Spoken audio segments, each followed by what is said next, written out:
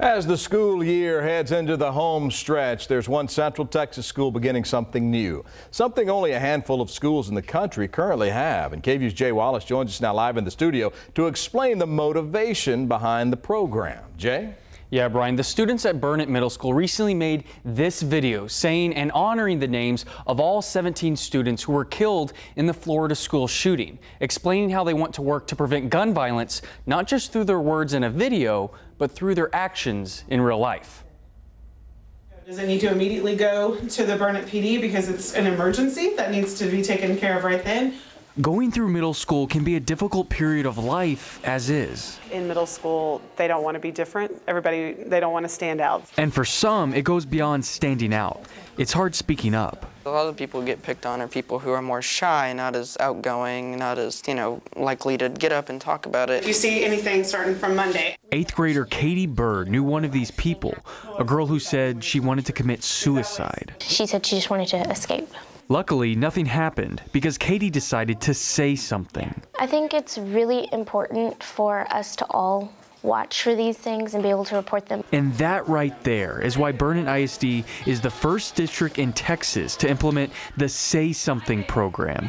It teaches students how to look for warning signs, signals, and threats of those who might need help. There are things that we as adults, we don't always have the knowledge of. And so this is a great opportunity for those students to have that help. Along with the Say Something program, these kids are the first in all of Texas to adopt and utilize the Say Something app. Like the program, kids are encouraged to speak up if they're worried a student might harm themselves or someone else. Students can anonymously submit a tip or call a hotline that goes through to a crisis center, open 24 hours, 7 days a week. And if it's an emergency, the school's local police department is notified instantly. It demonstrates how everyone involved would take a situation seriously, confidentially, and quickly. Even if it's 2 o'clock in the morning, my phone will ring and a couple other officers' phones will ring. We'll get up and start working on it then. We've asked them to come to us. It's time for us to come to them and reach them at their level. So for both Burnett Middle School and the Burnett Police Department, they hope this program is a preventative measure, one that never has to be used, but can let kids say something to help keep their school a safe place. Our students especially, but our community in general is really invested in these programs. And so we think our kids are just as important as kids in bigger towns.